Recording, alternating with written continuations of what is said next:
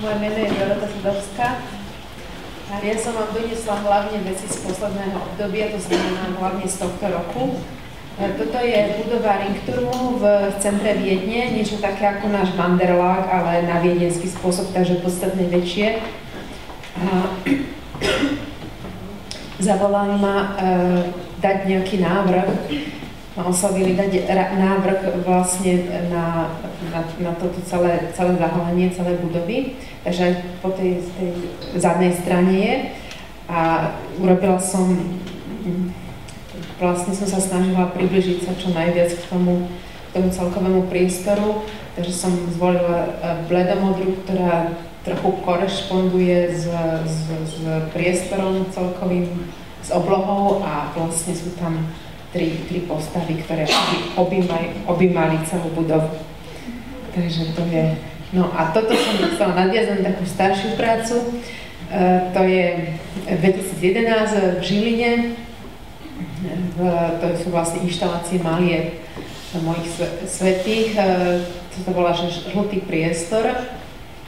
A vlastne tuto môžete pozrieť dovnútra, jak to vyzerá dovnútra.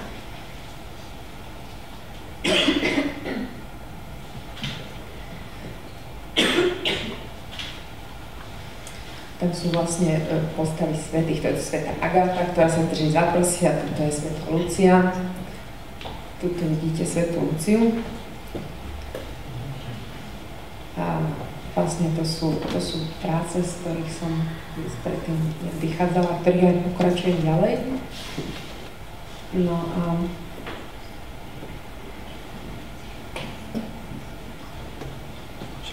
toto sú už z tohto roku, to sa volá, že homograf, a to je maľba na starej obliečke z vankúša. Som napla vlastne, ako sa plátno napína, tak som napla vlastne starú obliečku z tej vnútornej strany.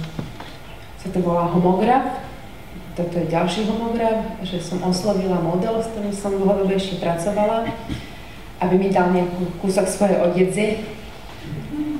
No a na tú stranu, kde sa to dotýkalo toho tela, tak tam som dala taký kvázi ten jeho otlačok.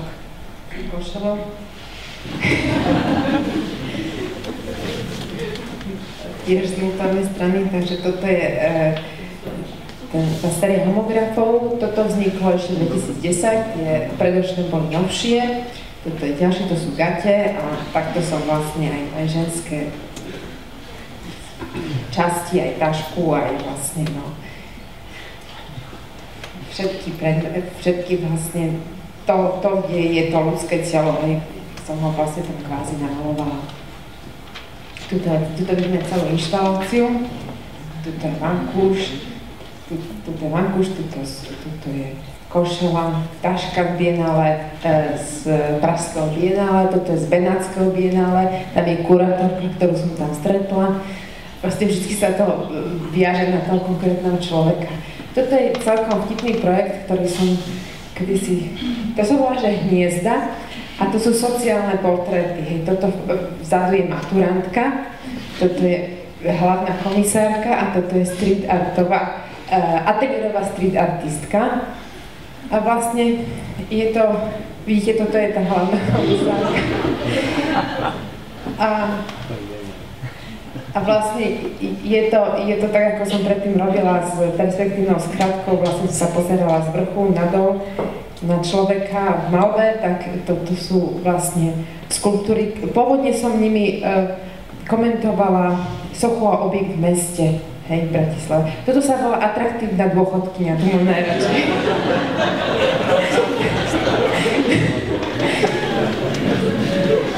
To sú také XXL-ky gačky a to sú tie ťapky, hej. A tigrie, no, tigrie. A toto je malá baletka, hej. No, musela som to vrátiť dcere, aby mohla chodiť na tanečnú. No, takže toto bola vlastne taký koment ako k soche ako také. No, to sú inštalácie 2013 tiež. No a toto je najnovší projekt, tiež 2013, sa volá, že Živé šaty.